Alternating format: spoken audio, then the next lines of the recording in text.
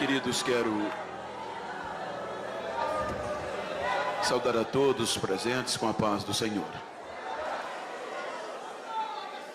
Quero pedir-lhes carinhosamente, àqueles que podem, que tornem os vossos assentos.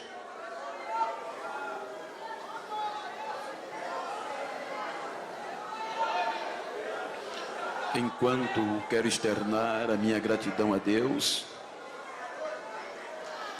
pelo rico privilégio de poder estar esta noite participando da Almada. Pela primeira vez estou aqui na cidade de Anápolis. Eu já visto que já passei algumas outras vezes pregar em Goiânia, mas para estar cultuando com esta família é a primeira vez. Então, tenho motivos de sobra para externar gratidão a Deus por este privilégio que não é merecido da minha parte. Quero agradecer ao pastor Bertier Magalhães. Pastor Magalhães, muito obrigado pela honra e a credibilidade de me dar esta oportunidade. Como pastor de igreja, vice-presidente também de uma igreja no nosso estado, já quero aproveitar e transmitir a saudação do meu pastor-presidente, pastor José Orivaldo Nunes, meu pastor regional, que é o segundo vice da nossa convenção alagoana, meu pastor Arnóbio. E como eu vinha dizendo, como vice-presidente daquele campo, eu sei que não é fácil nos dias que vivemos ter a coragem que o Senhor teve de acreditar a tribuna desta igreja a quem o Senhor nunca viu.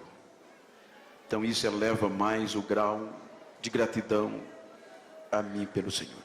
Sua família, pastor Osmar, vice-presidente desta igreja, toda esta diretoria que compõe honradamente esta igreja, e a estes homens que compõem este honrado ministério coeso, que eu não tenho ousadia e nem terei de chamá-los de companheiros, porque eu não estou à vossa altura, mas reverenciando-os, quero chamá-los de amigos, agradecendo a cada um e a todos.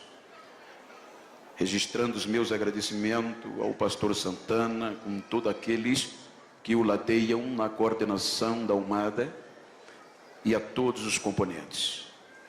E registrar a minha gratidão, pastor Paulo, pastor Cláudio, o major, Wesley, os irmãos que estão recepcionando desde a chegada do aeroporto.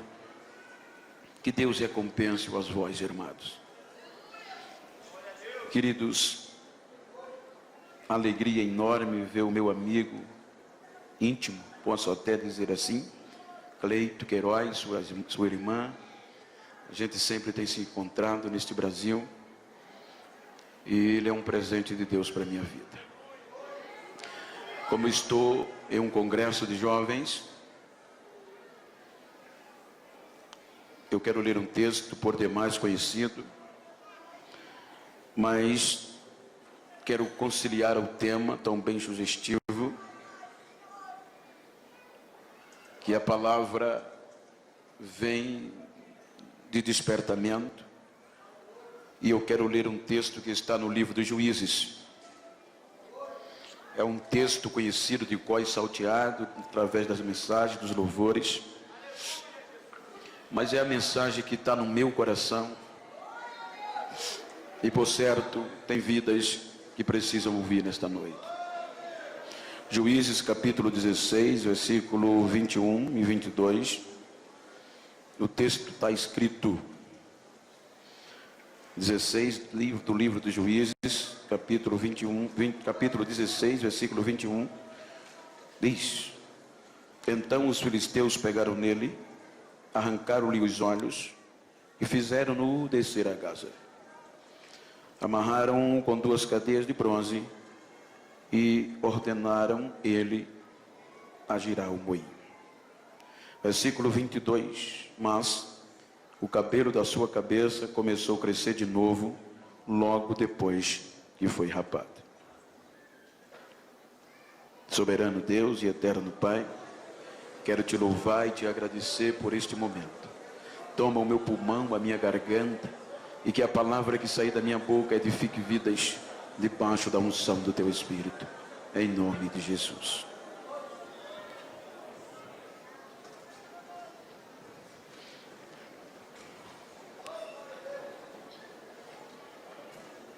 Tenho lido um texto propositalmente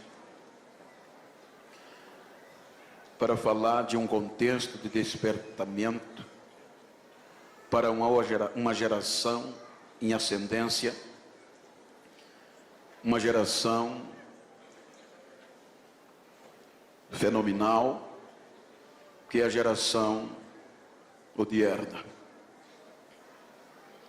Quando nós partimos do pressuposto das vantagens e das desvantagens em comparação às gerações, nenhuma outra geração viveu o que nós estamos vivendo. A Bíblia nos mostra a oportunidade que nós temos de evoluir cada dia mais. Só para os irmãos ter uma pálida ideia, esta geração é uma geração bombardeada para desistir. É uma geração que teria, dentro das probabilidades humanas, 1001 motivos para não estar presente neste congresso, haja vista que as ofertas são muitas. Há uma preocupação quase que generalizada por parte de alguns pesquisadores, psicanalistas, psicólogos, sociólogos, acerca desta geração. Quando nós observamos há pensamentos, há descobertas em que os próprios pesquisadores, homens conhecidos em todo o planeta, ateus, homens céticos, que abordam uma preocupação devastadora. Haja vista que, segundo o psicanalista Marco Polo, e obviamente em um dos seus conceitos, ele apresenta algo assustador, à vista que uma criança, segundo ele, como um grande pesquisador, quando ela atinge 7 anos de idade, ela hoje, na geração que vivemos, ela consegue ter mais informação no cérebro do que os imperadores de Roma durante o seu período. Ele aborda que quando uma criança chega a atingir 9 anos de idade, o grau de informação que ela recebe supera as informações de Sócrates e Platão. A preocupação é que esta geração, em meio a tantas informações, não está conseguindo gerir ideias produtivas e criativas. Há uma preocupação porque estes homens, cujo eu citei no passado, de uma geração, de um passado, ele usufruía de tantas poucas informações, e as ideias eram mais criativas do que a geração de hoje. Queira, quer não, nós vivemos em meio desta avalanche de tecnologia, e não é ruim, é muito bom. E eu quero simplesmente tomar esse contexto para advertir-nos da probabilidade que nós temos de ser melhor e fazer mais do que quem já passou. Não estou mostrando pontos na visão pejorativa e nem crítica destrutiva, pelo contrário.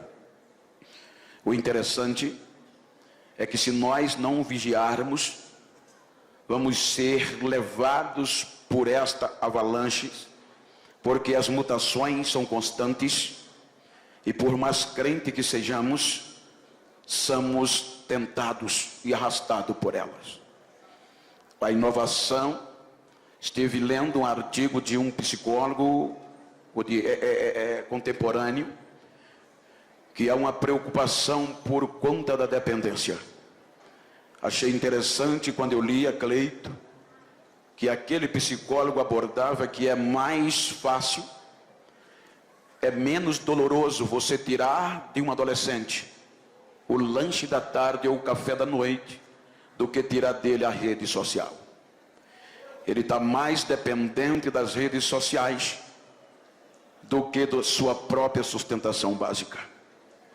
Queira que não, estas inovações, estas avalanches, por boa que seja, mas elas têm roubado de nós algo que a geração passada tinha. Nós sabemos que hoje os lenços já não são tão frequentes nas nossas igrejas.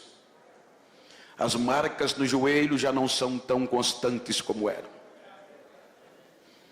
Pois nós estamos vivendo um período de facilidade. Um período de tantas facilidades que num clicar você resolve muitas coisas. Quando uma geração passada não tinha isto, e tudo era resolvido no joelho e na lágrima. Mas nem tudo está perdido. Por isso, usando este contexto, eu quero falar-lhe sobre deixaram a raiz. Diga comigo, deixaram a raiz. Se nós observarmos o contexto bíblico, a Bíblia nos mostra no livro do Gênesis o começo da nossa história. Os 2 primeiros capítulos e adentrando no 3º do livro do Gênesis, a Bíblia nos mostra a alegria que o próprio Deus verbalizava acerca da sua criação. A Bíblia diz que quando Deus, ele criava, que terminava o dia, ele percebia que tudo aquilo que ele fez era bom, e ele mesmo dava testemunho da sua alegria. Quando Deus cria o ápice da sua glória, o ápice da criação de Deus, que foi o ser humano, a Bíblia diz que Deus criou o ser humano com a particularidade tamanha, que o ser humano foi a única criatura que galgou um patamar de intimidade com Deus como nenhuma outra. Porém, quando nós chegamos no capítulo 3, este relacionamento é quebrado. O homem decepciona a Deus por conta do seu próprio egoísmo. O homem quis conhecer o bem e o mal e com este propósito se igualar a Deus. Então Deus aqui já tinha 1000 motivos de desistir do ser humano, de desistir do homem ou do ser humano que criou. A justiça de Deus requeria que o homem fosse exterminado, mas o amor de Deus pelo ser humano prevalece. A Bíblia diz que o homem, por conta do seu egoísmo, o pecado ludibriou, ele foi expulso da presença de Deus. Aquele homem que dialogava com Deus todo o crepúsculo da tarde, agora aquele homem foi expulso da presença de Deus. Deus deixa o homem no deserto, Deus leva o homem a seguir a sua vida, mas não o larga e não deixa de o monitorar. Quando nós vamos para o capítulo 6 do livro do Gênesis, a Bíblia mostra que Deus estava monitorando aquela geração, querendo reaver a intimidade. Então é quando Deus desce para ver qual a intenção da geração que era originária de Adão. Então o caos está pior do que no começo, porque a Bíblia diz que mais uma vez o ser humano de forma generalizada ofende a santidade de Deus, a ponto que o pecado daquela geração cheira mal às narinas de Deus. Então a justiça de Deus agora entra em vigor, determinando a eliminação do ser humano. É aqui que o próprio Deus verbaliza dizendo: eu me arrependo de haver feito o homem que criei. Pela primeira vez o universo estava ouvindo da boca do Criador a decepção causada pelo homem. Mas quando Deus disse: por causa do homem eu também tirarei da face da terra tudo o que criei, Deus, a justiça estava estava pronta a desistir do projeto do ser humano. Então, quando Deus está determinado a abrir mão, a exterminar o ser humano, então a Bíblia diz que no meio daquela geração deteriorada, um homem acha graça diante de Deus nas suas gerações. O interessante é que não foi Deus, Noé achar graça, ou seja, a palavra graça na sua etimologia é um favor imerecido. Então a graça no contexto normal é quando o amor de Deus cobre o defeito do ser humano.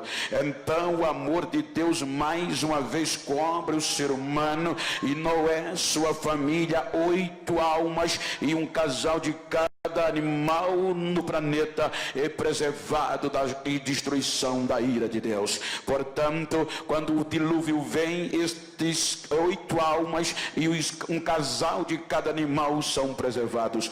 Quanto quando a gente chega no capítulo 8, então a Bíblia diz que Deus vem a Noé. Agora Deus vem quebrantando e quebrantado nas suas palavras. Deus chama Noé agora em um contexto lógico. Deus estava dando a oportunidade para o homem recomeçar.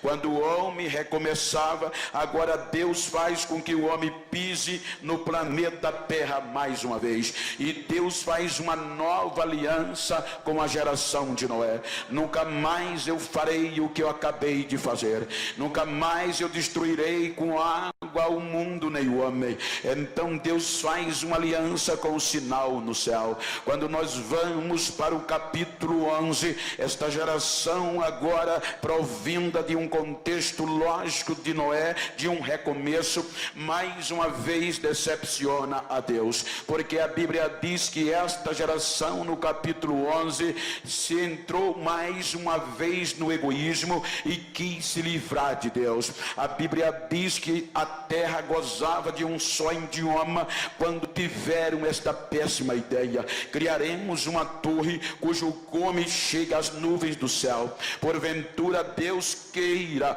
desistir e destruir a terra com água, nós temos como nos livrar dele. Então é quando Deus vem, observa, e agora Deus espalha aquela geração, e aí vem as diversidades de idiomas que hoje nós estamos vivendo.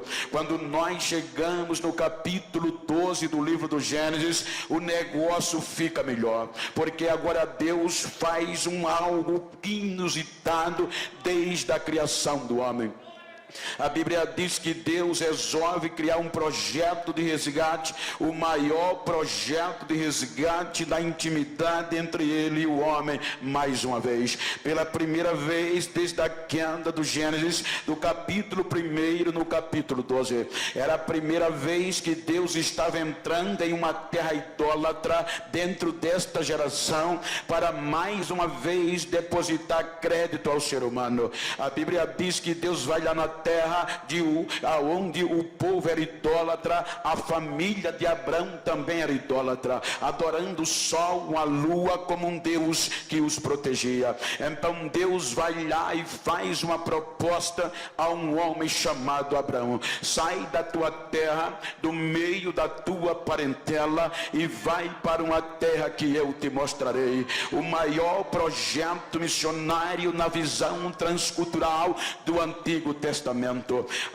Não vou entrar nas entrelinhas, mas agora era Deus querendo reaver a intimidade com o ser humano de novo. Então na geração de Abraão, aí você vai encontrar que pela primeira vez desde a queda do homem, Deus pôde falar com o ser humano abertamente. Aí Deus volta a dizer: Abraão é meu amigo. Agora mais uma vez o homem é chamado amigo de Deus na geração de Abraão. Abraão resgatou a intimidade pessoal entre o homem e Deus, em um contexto contexto literal, mas não no contexto espiritual, porque ele era simplesmente o começo de um projeto em um berço espiritual que culminou em Jesus Cristo. Quando nós passamos a geração de Adão, aí deparamos-nos com uma nova geração, a geração conhecida como a geração de Isaac. A geração de Isaac, ela andou nos passos do próprio pai,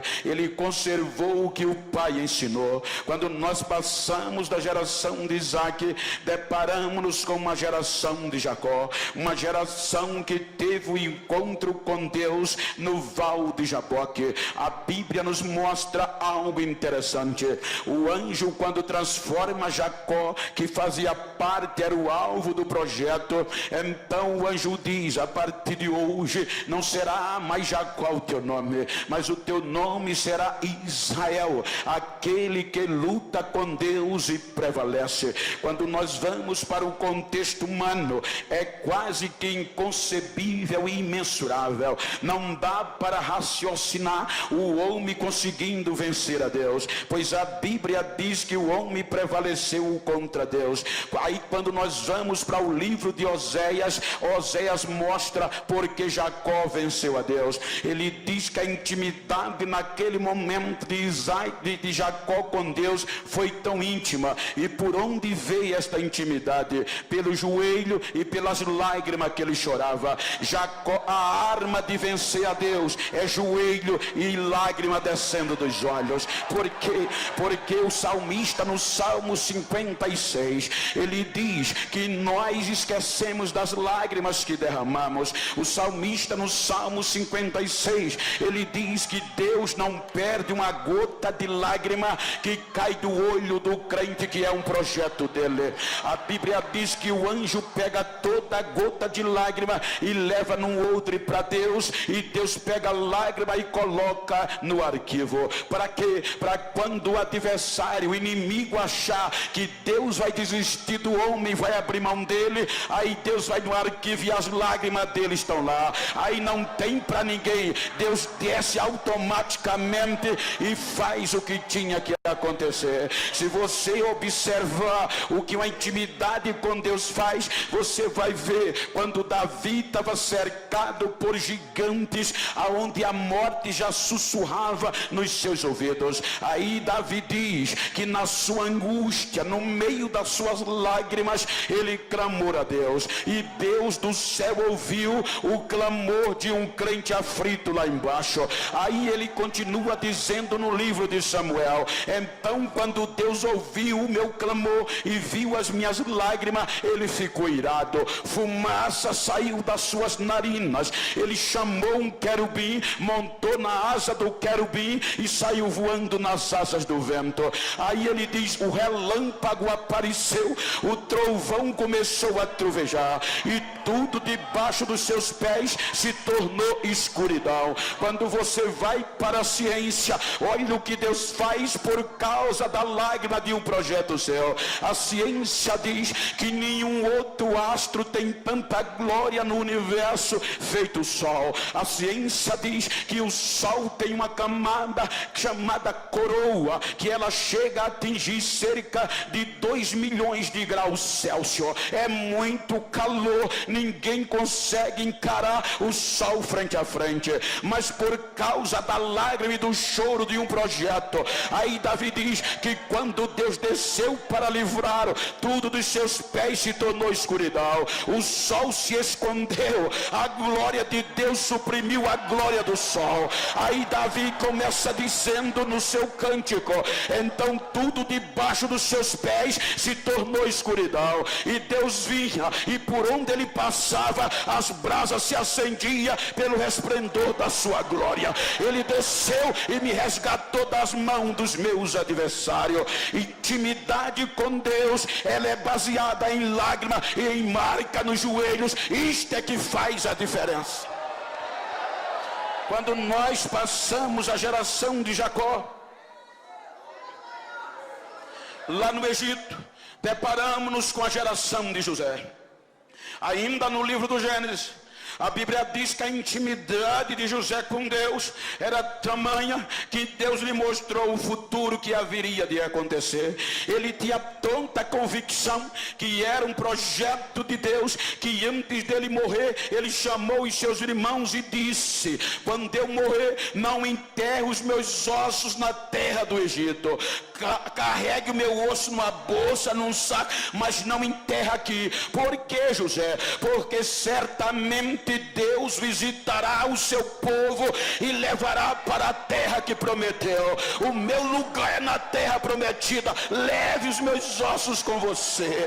Aí a partir daqui apareceram os carregadores de ossos. Quando nós passamos pela geração de José, nós deparamos-nos com a geração de Moisés. Moisés tinha uma intimidade com Deus tamanha que quando ele subia o monte estremecia. É por isso que o escritor aos Hebreus diz que Moisés, já sendo grande, recusou-se ser chamado filho da filha de Faraó. O que isso implica, pastor? Isso implica dizer que ele alargou o privilégio de ser chamado neto da maior potência política e econômica da época. Para quê? Para preferir sofrer com o povo de Deus, para por um momento só não gozar do pecado que o povo pecava, mas tendo uma visão de uma promessa futura. Por isso ele abriu mão de tudo.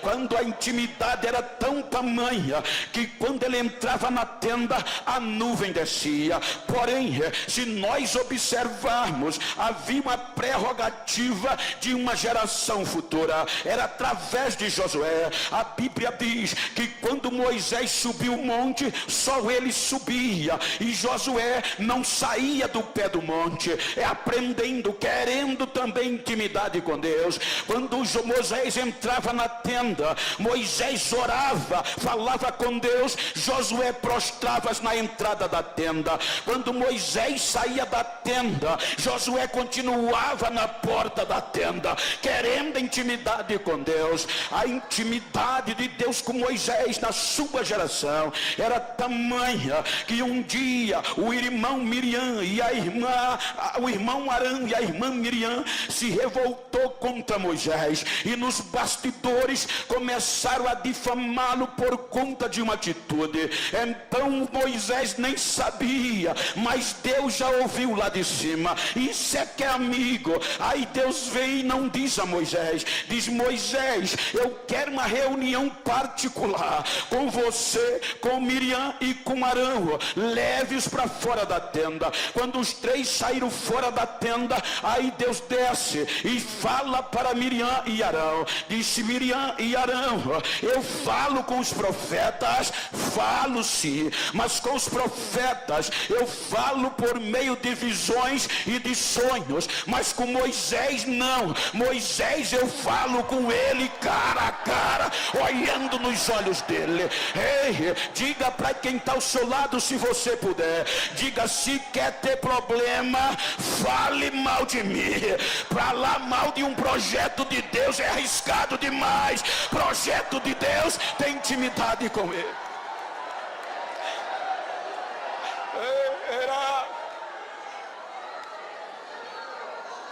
Quando nós passamos a geração de Moisés, passamos pelo livro do Êxodo, passamos por Número, Levítico, chegamos em Deuteronômio.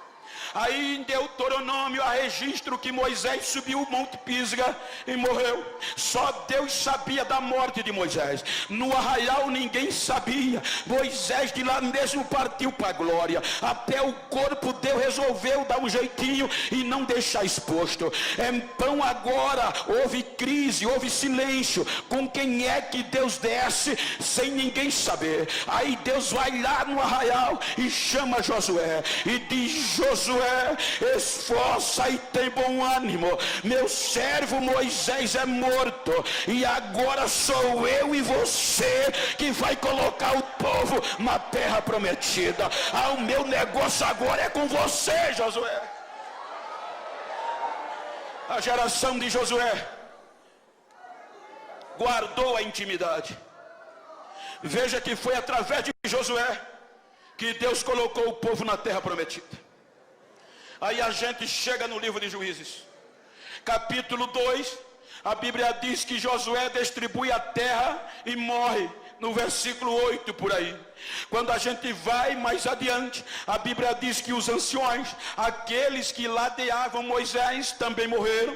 Aí vem o versículo 10. O versículo 10 diz que veio, levantou uma nova geração que não conhecia Deus e não tinha intimidade com os seus milagres. Uma geração que levantou-se levada pela modernidade da época, pelo egoísmo da época. Uma geração que não sabia o que era milagre e não sabia o que era lágrima no olho. Uma geração que não tinha marca no joelho. Uma geração que andava na base da razão, segundo o seu entendimento. Uma geração que perdeu a sensibilidade com Deus. Então é aqui que começa o drama, porque pela primeira vez este povo, projeto especial de Deus, é entregue à escravidão. Como lá no Egito foram 430 anos aproximadamente, a maioria deles foi de escravidão, mas agora era a primeira vez que o projeto de Deus estava sendo escravo dentro da terra da promessa. É inadmissível, pela primeira vez da história do povo de Deus, o povo estava sendo escravizado dentro da terra da promessa. Por 8 anos Deus entrega este povo na mão dos moradores da Mesopotâmia. Então o que é que acontece? Vai passando os anos, porque é inadmissível um crente ser oprimido dentro da igreja. Israel ser escrava no Egito até era concebível, mas agora escrava dentro da própria pátria, o povo, isso não é não dá para assimilar.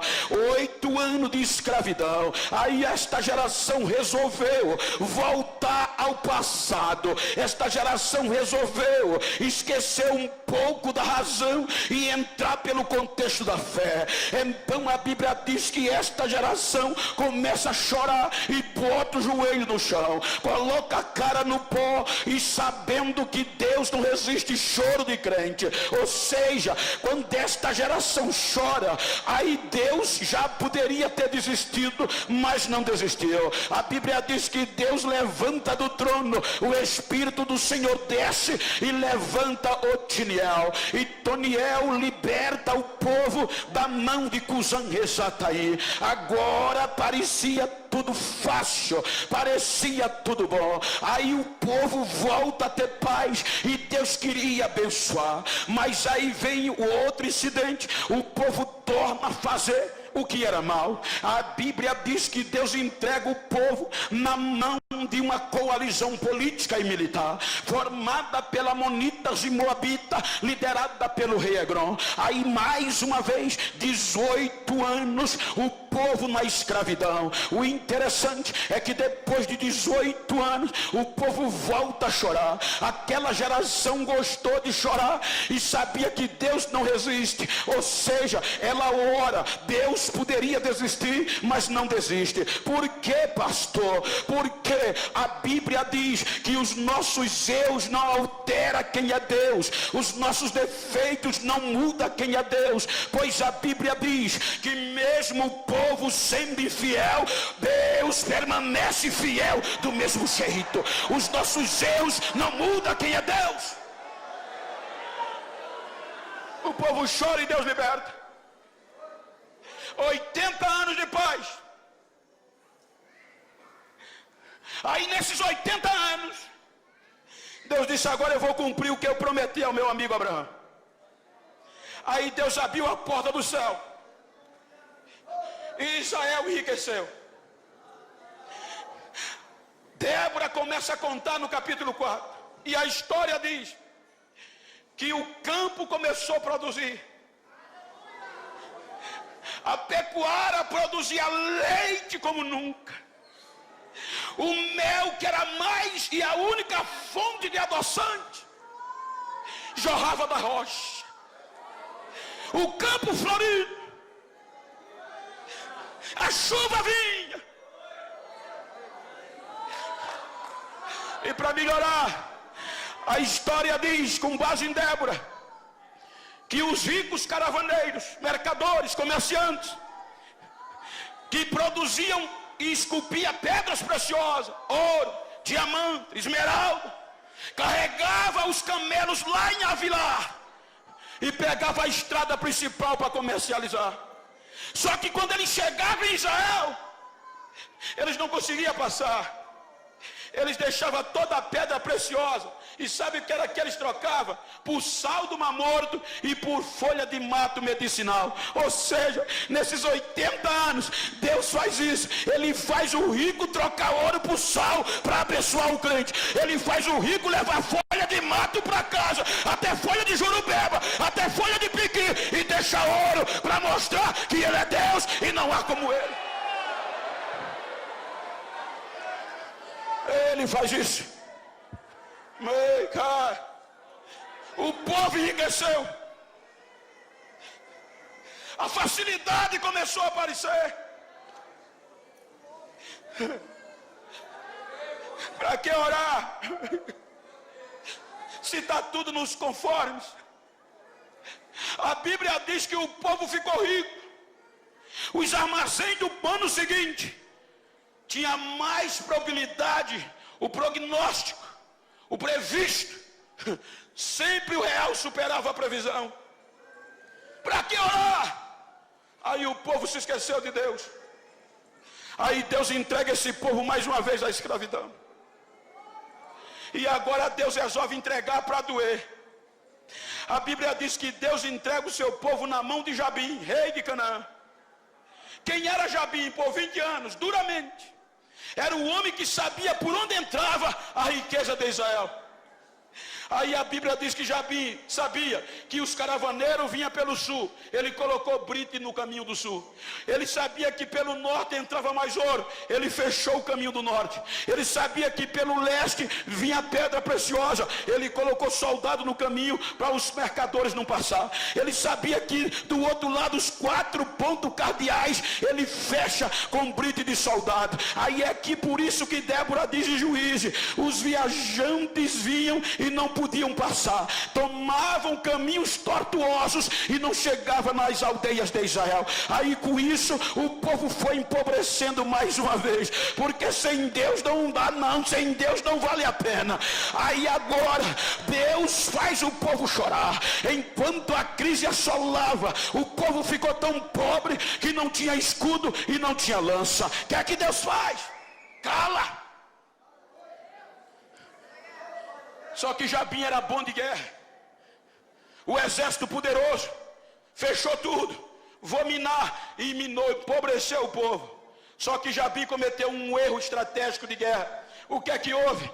A Bíblia diz que ele fechou todas as entradas, mas ele se esqueceu de fechar um circo de oração que funcionava debaixo de um pé de palmeira. Ele esqueceu de fechar o lugar de intimidade com Deus. A Bíblia diz que debaixo do pé de palmeira tinha uma mulher que não aceitava a crise. A lágrima rolava debaixo do pé de palmeira. Deus, vem Deus, vem Deus. E Deus desceu. Intimidade.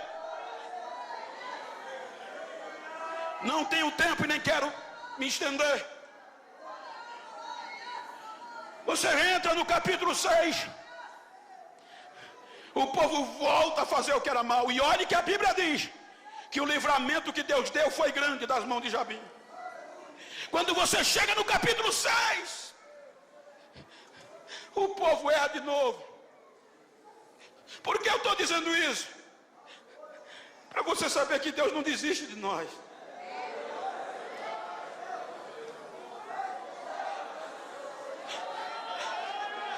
Aí agora vinham os midianitas e amalequitas. O povo plantava. Na época da colheita, eles chegavam e levavam tudo. 7 anos. Muitos desistiram. Cavaram buraco, esconderam. Fizeram caverna, colocaram. Mas tinha um jovem guardando a semente no lagar. Tinha um jovem que não temia, sabendo que não podia malhar trigo no celeiro, na eira, ele levava para o lagar. Sabendo antes do inimigo chegar, ele guardava a semente. Aí o anjo achou aquilo tão interessante, que a Bíblia diz que um dia ele estava malhando o trigo no lagar. O anjo chegou debaixo de um pé de pau e sentou. Olhando o jovem, meteu a marreta no trigo. Pá! Pá! Aí o anjo disse: esse cara é macho. Se não for goiano, é alagoano. Esse é. Aí o anjo grita de lá: o Senhor é contigo, varão valoroso. Aí Gideão olha para trás e diz: ai, meu Senhor, se o Senhor é conosco, de onde nos sobrevém tão grande mal? Por quê? Onde estão os milagres que nossos pais nos contaram?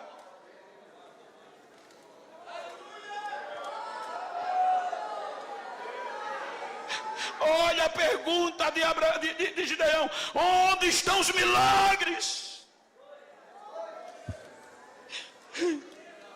Eu não sou saudosista,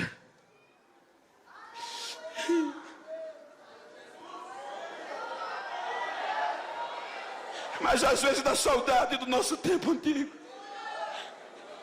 quando a gente não tinha WhatsApp, quando a gente não tinha Facebook, quando a gente não tinha tantos flashes nas nossas igrejas, quando a gente não tinha cantor famoso, quando a gente não tinha pregador famoso, quando a gente não precisava depositar cachê para ninguém vir pregar, que a palavra valia. Ai, mesmo sem cantor famoso, quando o hino da harpa aparecia, Jesus começava a batizar da galeria para o fim da igreja, o batismo caía. Aonde estão os milagres?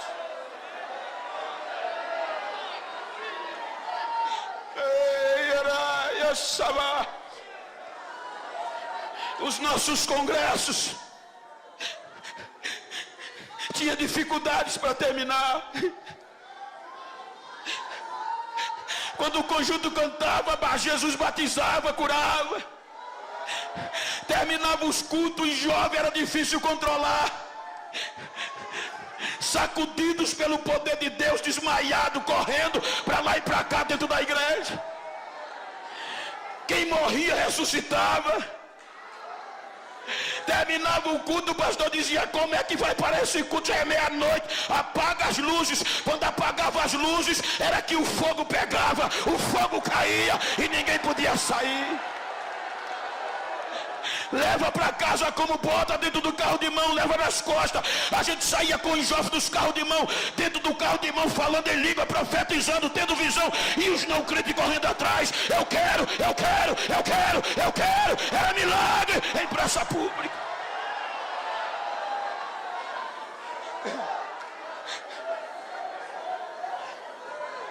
Hoje nós estamos light.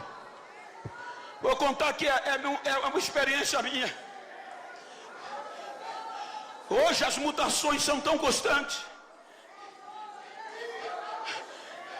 que é melhor você preservar a ética do que dar vazão ao Espírito Santo. Hoje, se você falar bonito, deixa a agenda garantida para o próximo ano. Hoje, se você tem característica política, é o cara. Na maioria das vezes não se procura saber o nível de unção. O que vale é a presença. Vieram me catequizar. Pastor Genival, pois não. O senhor tem curso superior de bacharel? Tenho. Estudei depois que Jesus me salvou. Então você não pode pregar mais como pregava, catedráticos. Mas como? Você está quebrando ética e protocolo. Mas de que jeito? Você anda demais no púlpito, Bento. Você chora demais. As nossas igrejas hoje, isso é topada de universitário, doutor. Isso é antiético, é feio e está certo. Se você chorar, tem que ser 2 lágrimas e enxugada assim, ó.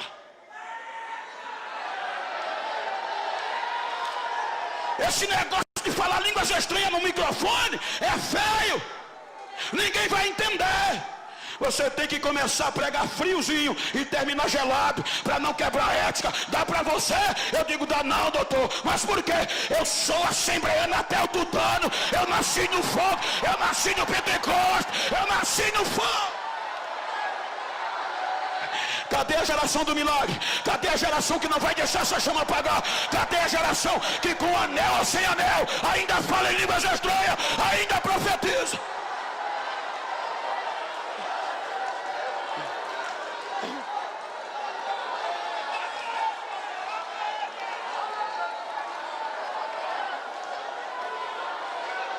Cadê os milagres?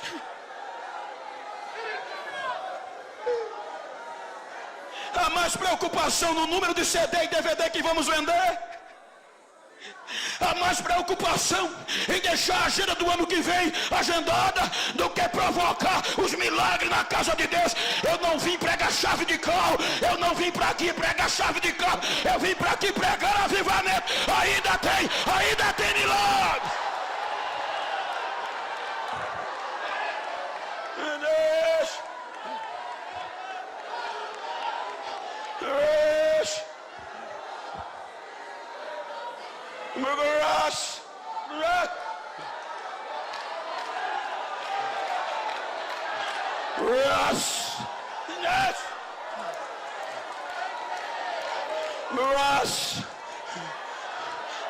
De graça baixa, daí vai me adasta, elas pro exploitouras, Miguel mega e ras, eriagaras, ras, eriaia paregadal.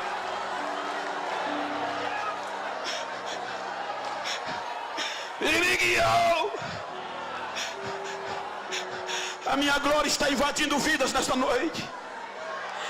Eu estou sacudindo uma geração pentecostal como nunca antes da história. Esta noite eu encho a galeria da minha glória e derramo na nave da igreja. O meu espírito está renovando vidas, porque eu estou distribuindo dons neste momento, diz o Senhor desta igreja.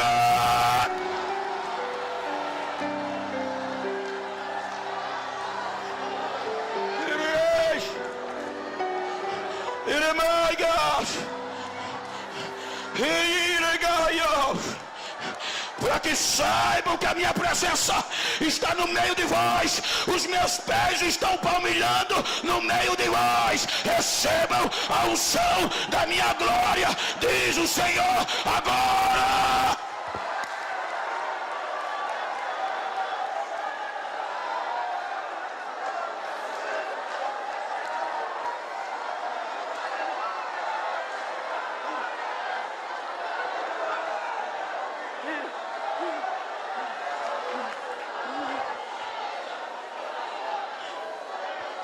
Onde estão os milagres que os nossos pais nos contaram? Quando você passa Gideão, o povo volta a errar.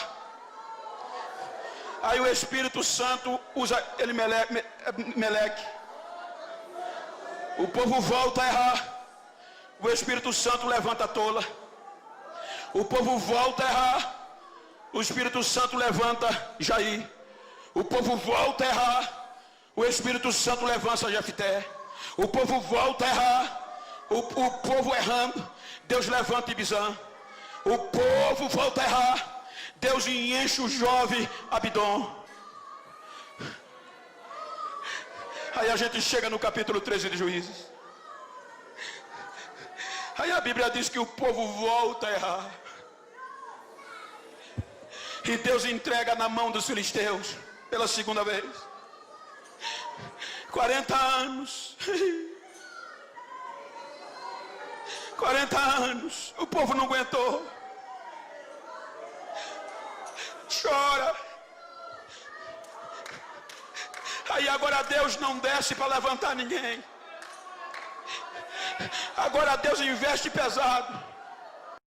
Ele vai usar as portas de emergência. Ele sempre tem uma porta de emergência. E as portas de emergência de Deus, geralmente ela vem do impossível, de onde ninguém vê, de onde ninguém acredita. Ana era estéril, veio Samuel, Jesus, e agora o povo é. Aí Deus agora resolve acreditar num útero falido. O anjo vai na tribo de Dan e diz à mulher de Manoá: eu sei que tu és estéril, o teu útero é falido, tu está vivendo no ápice do opróbrio, da vergonha, mas resolveu Deus usar o teu útero falido, e no teu útero vai nascer um menino. É um projeto de Deus, e ele vai livrar o povo de Deus das mãos dos filisteus.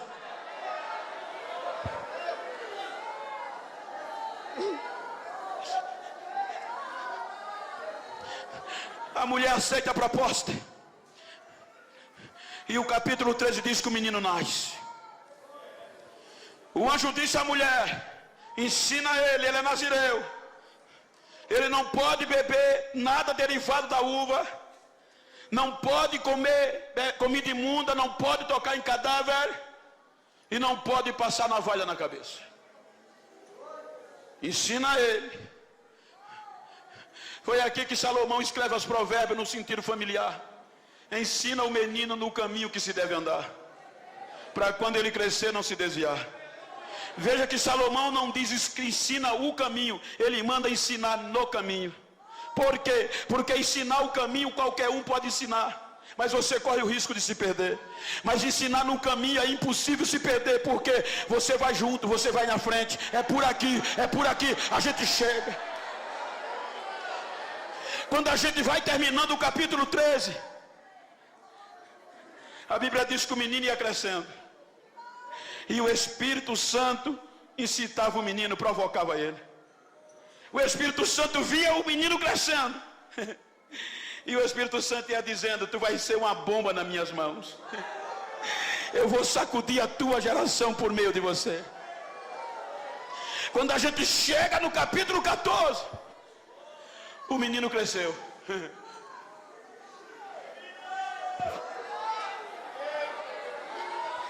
O problema é que começa quando o menino cresce.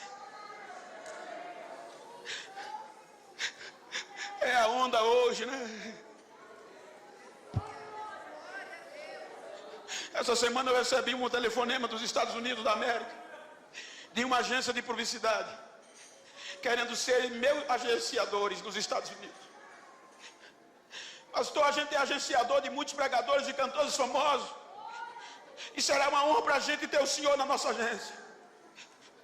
Oh, meu filho, eu já tenho.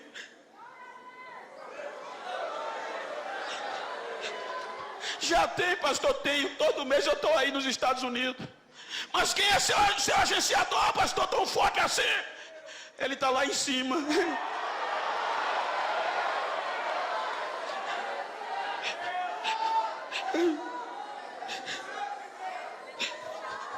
O menino cresceu.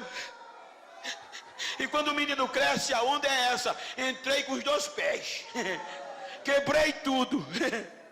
Quebra nada. Quem quebra é Deus, quem refaz é Deus.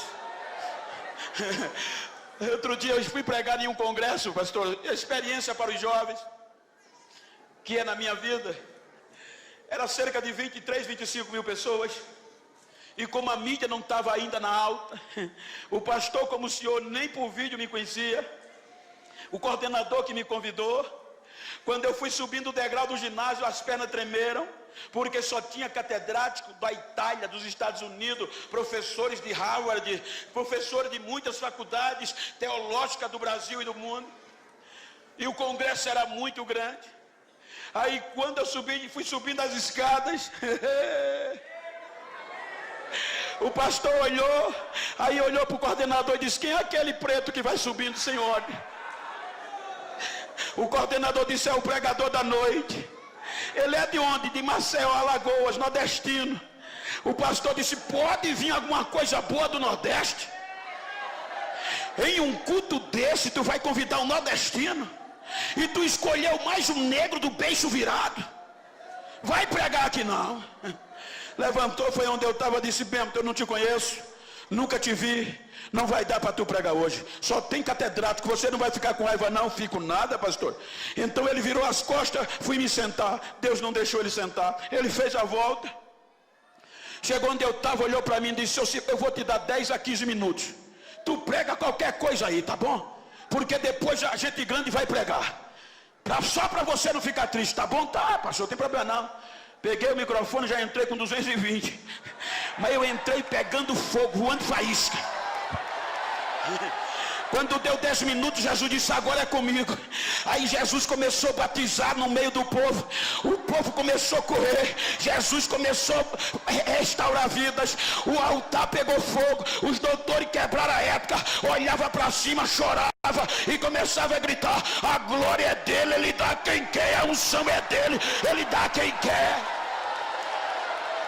O pastor chorava feito criança, olhava para mim e só tinha o direito de dizer: vai, negão, o dia é teu, vai, negão, vai, vai, vai, vai. É Deus que faz.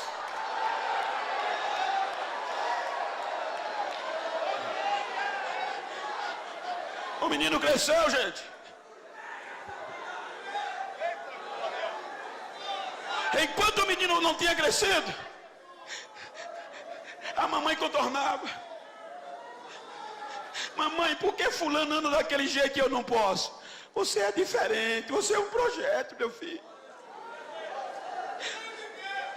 O menino cresceu e se apaixonou por uma mulher da Filisteia, na cidade de Tímina. Quando ele se apaixona pela moça, o pai não conseguiu contornar. O menino estava ficando famoso. Aí o pai e a mãe vai em Tímina acertar o casamento, o noivado. A Bíblia diz que quando eles vão passando na plantação de uva, aí o leão sai de dentro das uvas contra o menino, para desgraçar o projeto. Quando o leão vai atacando o menino, aí o Espírito Santo disse: agora eu te pego.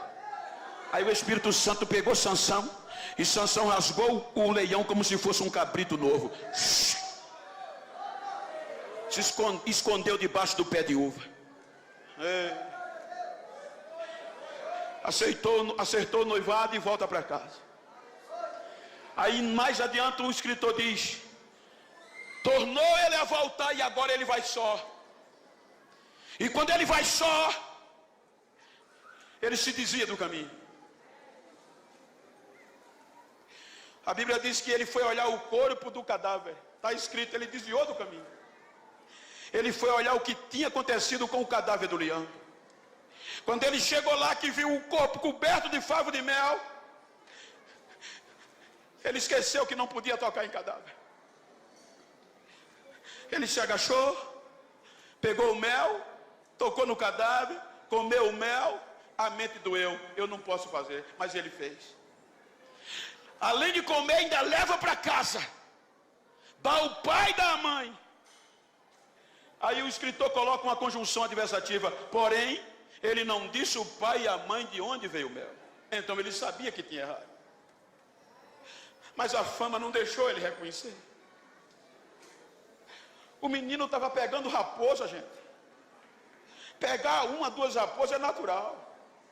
Mas ele juntou 300 raposas. Só o Espírito Santo. Tocou fogo na cauda de tudinho e bagunçou a plantação dos filisteus. O menino estava tão famoso que os filisteus subornaram alguns judeus para amarrar ele. E o texto diz que amarraram ele com cordas novas. Essas cordas eram tão resistentes que diz a história, era de nervo fresco de animais. Se colocasse 2 bois puxando em sentido contrários, eles não quebravam aquelas cordas. Amarraram ele. Quando os filisteus chegaram: Sansão! Amarrado. Ele quebra as cordas como se fosse um fio de linho queimado. E depois que quebra a corda, ele grava grava um CD musical. Se fosse hoje, A Bíblia diz que ele pega uma queixada de jumento, mata 1000, mata 500, mata mais 500, faz um montão, e ele sai cantando. Com a queixada eu matei 500, com outra fiz um montão, e bababá, ficou famoso, já estava gravando até aí.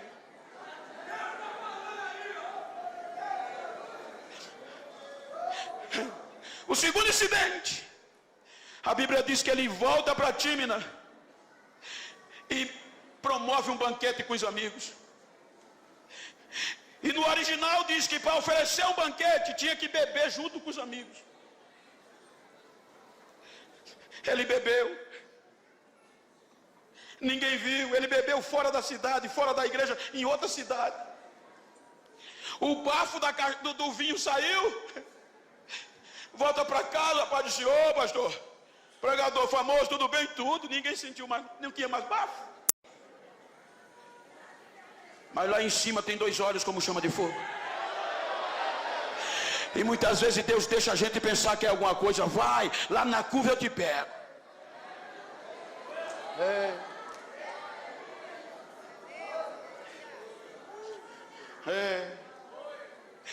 O capítulo 15 era para Sansão recomeçar, gente. Beber ninguém viu. Comeu o mel, ninguém viu. Então a fama o encheu de orgulho e ele não quis recomeçar, que era fácil. Quando você lê o capítulo 6 de Números, Deus deixou uma porta de recomeço para um nazireu que falhasse. Deus disse: Moisés, quando um homem fizer um voto de nazereado, ensina a ele, Moisés, que ele não pode comer nada derivado da uva, não pode comer uva passas. Ele não pode, Moisés, de maneira nenhuma tocar em cadáver, ainda que seja o cadáver do pai, da mãe, do irmão, da irmã. Mas, Moisés, se acontecer algum incidente, diga a ele, Moisés, que tem jeito. Manda ele procurar o sacerdote. Quando ele chegar no sacerdote, o sacerdote pega ele, deixa ele em 6 dias de observação. No 7º dia, o sacerdote leva ele para a porta da tenda e rapa a cabeça dele. No 8º dia, ele traz um cordeiro pela expiação, ele traz 2 rolinhas, está resolvido. Porém, Moisés, tem que recomeçar. Ou seja, se tem 5 anos de nazereado, zera, recomeça de novo com a cabeça rapada. Só que para beber ninguém viu. Está na lei. Para tocar no cadáver ninguém viu, deu para esconder. Mas já pensou? Amanhecer no outro dia com a cabeça rapada na porta da igreja? Todo mundo ia saber, o famoso caiu. O cabra pecou. E a história diz que o maior inimigo do recomeço se chama orgulho. O maior inimigo do recomeço se chama orgulho. Era fácil demais. O capítulo 15 era para ele recomeçar. Mas o orgulho não deixou. Aí vem o capítulo 16. Como ele não procurou o sacerdote, aí Deus disse: eu vou mostrar quem é que manda aqui. Aí joga ele na mão de Dalila. Na mão de Dalila, ele não aguenta 3 chavecos. Primeiro, ele sai de fininho.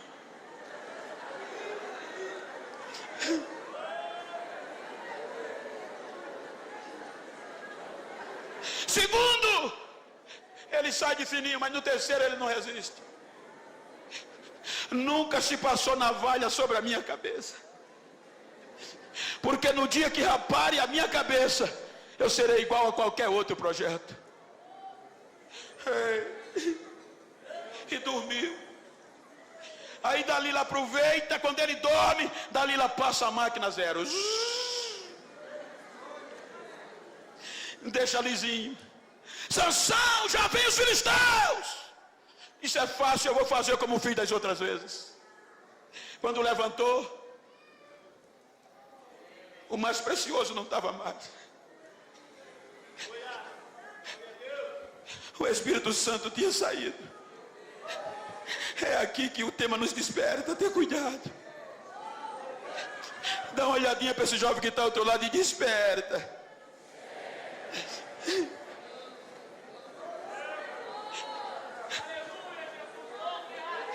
O Espírito Santo foi embora. Os filisteus arrancaram o globo ocular de Sansão, gente.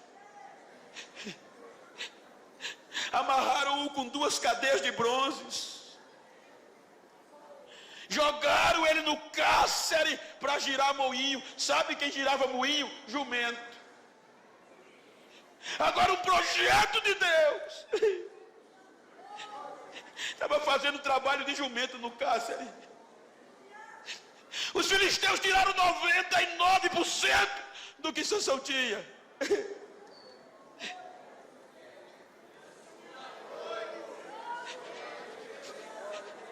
Mas Deus é incrível. Se você ler o versículo 22, você vai encontrar o que Deus mostrou para Dalila e os filisteus. Salvo engano, mas eu um dia li um artigo com contexto capilar que me dizia que o cabelo durante 30 dias ele cresce 2 centímetros, mas aqui está diferente. A Bíblia diz que era Dalila rapando o cabelo e logo depois o cabelo voltando a crescer. Era Deus dizendo para Dalila: você está pensando que eu vou desistir dele? Você está pensando que eu vou abandonar ele? Deus não abandona seus projetos. Me permita dizer que é a primeira vez que eu estou aqui. E se o senhor permitir, eu pedi para o tecladista me ajudar. Quantas vezes eu não quis tirar minha vida? Por quê, pastor? Porque dizia: esse negro não vale o que come. Mas um dia chegou um jovem e disse: eu conheço alguém que não abandona você. Quem é? Jesus. Eu fui para a igreja depois de 3 meses evangelizado, sem acreditar. Jesus me aceitou. Com 15 dias me batizou com o Espírito Santo. Com 1 mês eu desci as águas. Com 1 ano eu liderava a mocidade lá no interiorzão, dentro do canavial. Com 1 ano e meio de crente, chegou um pregador num culto de domingo, eu sentado lá numa igrejinha pequena. Ele disse: fica de pé você, Genival. Quando eu fiquei, ele disse: você é um projeto de Deus. Deus te tirou do pó e vai fazer você andar no meio dos príncipes. O mundo vai ouvir falar o teu nome e o Brasil vai ser pequeno para você pregar. Só que era impossível na ótica humana, na lógica do homem. Pobre, dentro do canavial. Foi tão sério que com 3 dias depois, um grupo de obreiros foi me aconselhar. E com razão. Genival, você chegou na igreja agora. A gente já tem anos aqui. E para você não ficar triste, não acredita naquilo que ouviste do pregador, não. Mas por quê? Porque você é diferente, não tem jeito. Mas eu não sou crente. Mas você tem 3 defeitos que não vão te aceitar. Então quais são os meus defeitos? Tu é pobre, analfabeto e preto.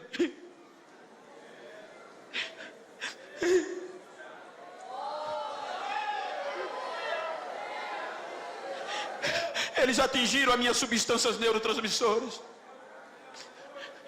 Eu peguei meus sonhos e disse: nunca mais eu entro numa igreja. A chave da congregação ficava na minha casa. No outro dia eu não aguentei, eu disse: eu vou orar meia hora. Eu costumava orar 8 horas por dia.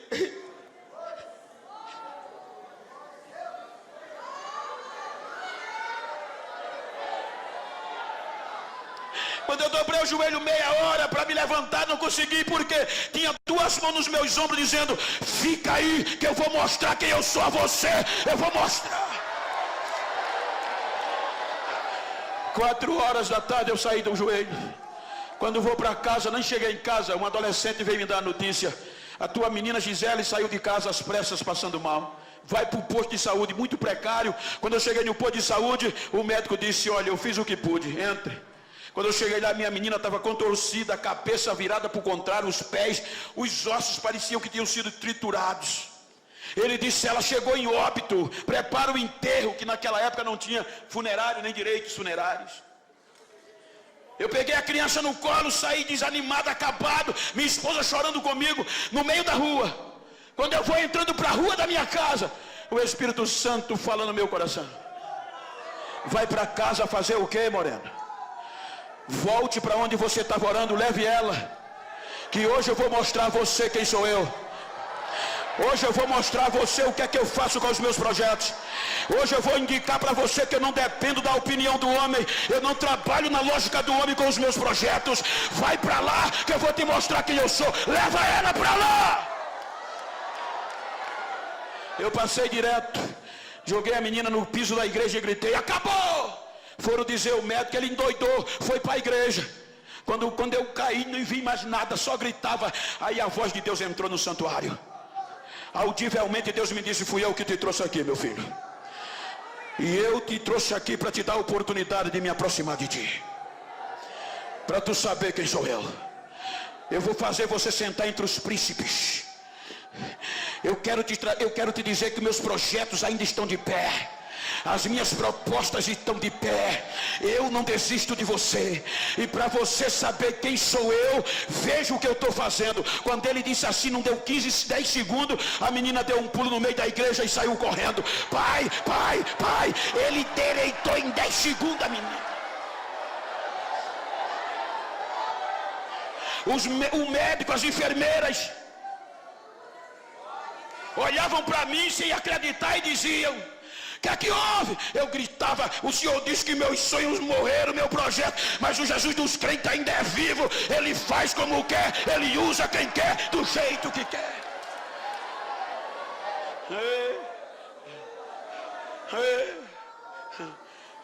Desperta. Hoje eu estou pregando para a juventude, é por isso que eu estou dizendo isso. Hoje, se eu for atender os convites, eu não volto mais para casa. Hoje eu recebo cerca de 30 a 40 convites por dia. 2 vezes por mês eu tenho que cruzar os oceanos. A convite para pregar o Evangelho. No Brasil, eu ando mais de avião do que de carro, filho.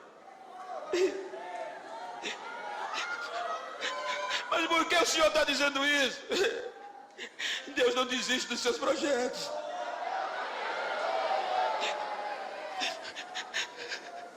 Hoje, eu prego nos maiores trabalhos do Brasil e nas convenções e no mundo inteiro. Acostumado a andar de carroça de trator, em lombo de burro. Hoje, desembarco nos aeroportos. Tem alguém me esperando. Mas Bento, faz um site. Eu não tenho site. Bento, vende DVD. Nunca vendi um DVD. Usa cartões para o mundo te conhecer. Nunca usei cartões telefônicos. Só ando com a Bíblia e o óculos. E hoje esqueci do óculos no hotel. Mas como é que vão te conhecer, Genival? Sem site, sem Facebook, não importa. A minha Bíblia diz que os raios, antes de cair, eles vão perguntar a Deus aonde cai. A minha Bíblia diz que o vento, antes de soprar, se apresenta a Deus e diz para que lado eu sopro hoje. Aí Deus deixa Deus soprar, deixa. Aí para lá, leva. Deus sopra.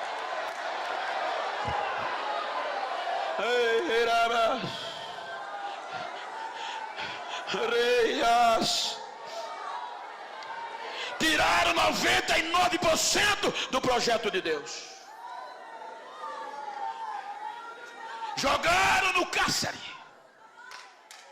Humilhamos a ele e o seu Deus. E era comum os pagãos fazer um culto em ação de graça quando venciam os seus adversários. A Bíblia diz que os filisteus fizeram um culto em ação de graça a Dagom, no templo de Dagom. que lotou a igreja, a casa. A Bíblia diz que entre príncipes, mulheres e homens, a casa lotou, que só no teto tinha cerca de 3.000 pessoas penduradas. Para quê? Para ver o projeto sendo humilhado, pastor Santana. A Bíblia diz que quando a festa estava boa, aí o príncipe dos filisteus disse: manda buscar o Sansão, um projeto falido, para a gente se divertir com ele. Agora o projeto de Deus, sem olho, algemado, sem visão, sem direção. Aí o guia vai lá no cárcere buscar ele. Me permita, pela intimidade, pastor. O guia vai lá no cárcere. Wesley, me ajuda aqui.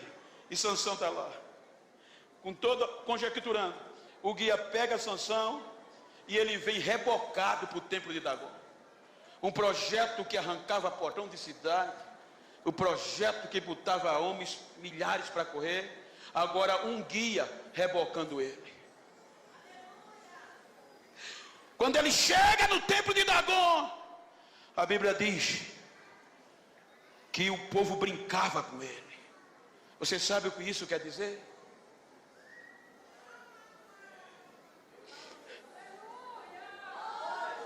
É porque na hora da crise os amigos geralmente vão embora. Aí Sansão sendo humilhado. Aí ele já cansado olha para o guia e diz: me coloca na coluna central. O guia leva ele, deixa ele perto da coluna. É aqui que aprendemos uma lição que eu quero transmitir nessa noite. Tiraram 99% de Sansão, mas não tiraram a esperança dele. Diga para quem está ao seu lado: os teus erros não destrói você. O que pode te destruir é faltar a esperança. Enquanto tiver esperança, Deus está disposto a usar de novo. Veja que Sansão nas entrelinhas diz isso. A Bíblia diz que quando ele está na coluna, que sente a coluna, ele não ora, ele clama. Porque isso implica dizer que ele já vinha orando no cárcere.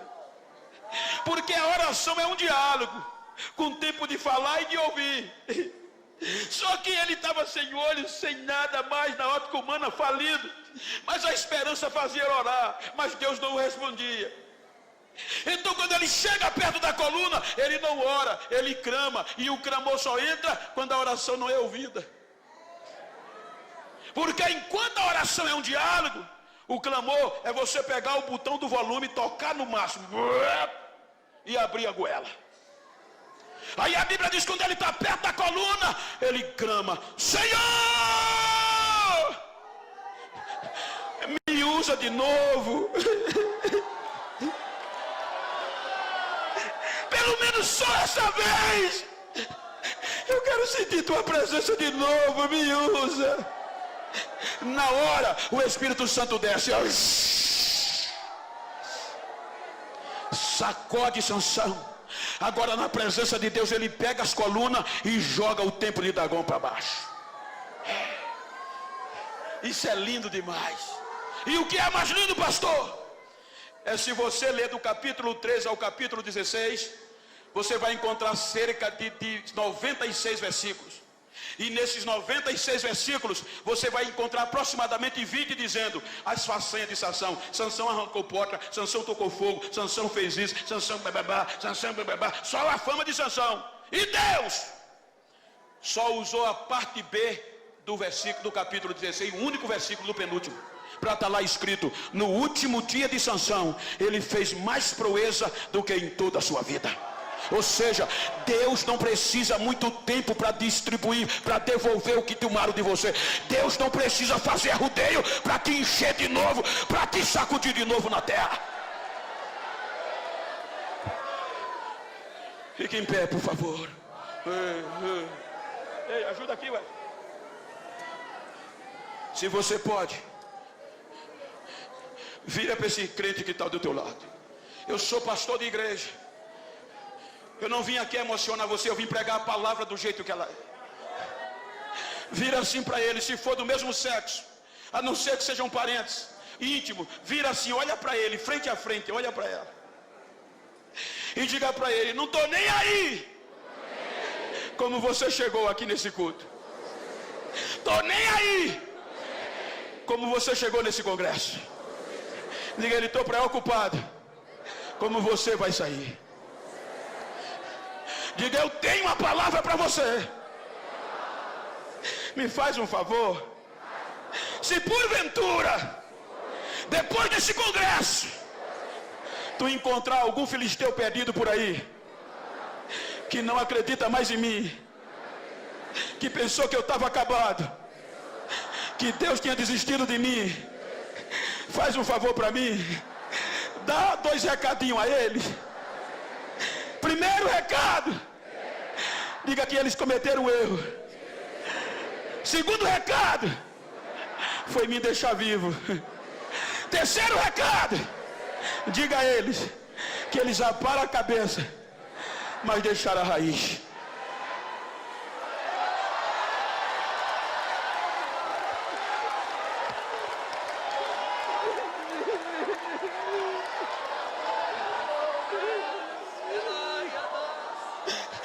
Enquanto tiver raiz, tem esperança. Os filisteus podem até tirar o cabelo, os filisteus podem arrancar até a farda, os filisteus tiram a credencial, os filisteus podem até criticar, defamar, eles cortam o cabelo porque o cabelo é para fora, mas a raiz é para dentro. Só quem mexe é Deus, só quem vai é Deus, só quem vai lá é Deus.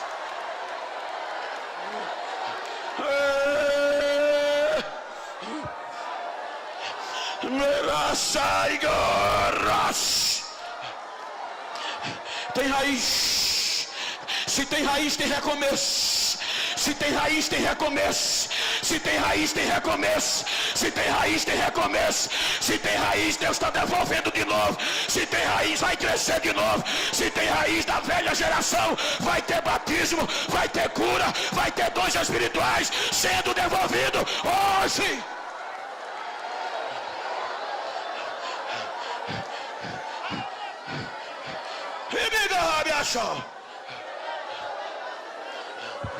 Arraiga gachal.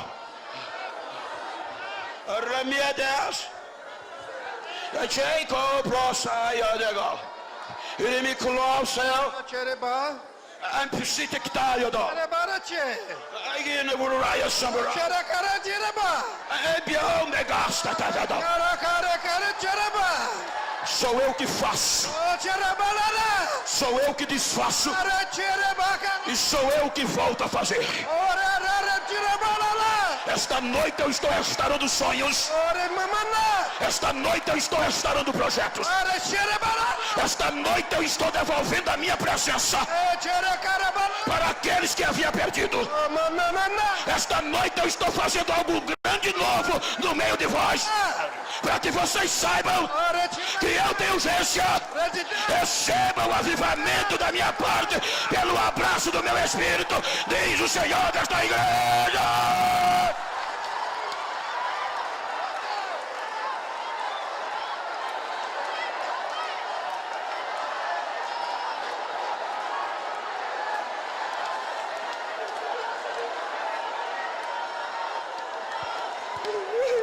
Pastor Margalhães, me perdoe, mas eu vou quebrar a ética.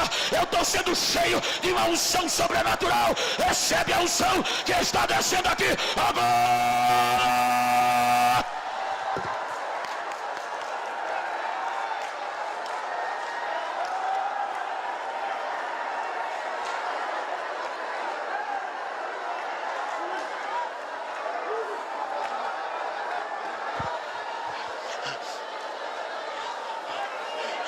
Abraça esse crente que está ao teu lado, se você pode.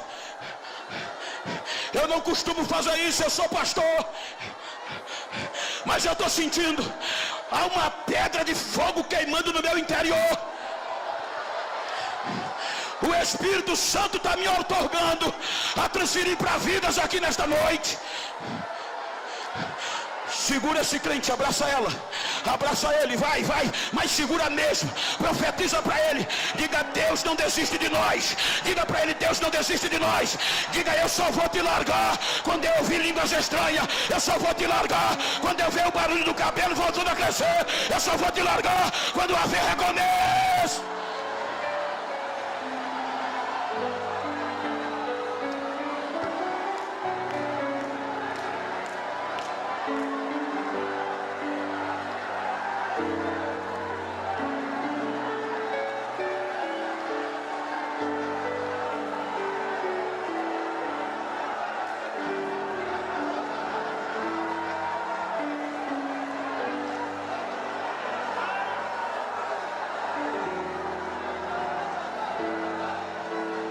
Quem tem língua, fala em línguas estranhas.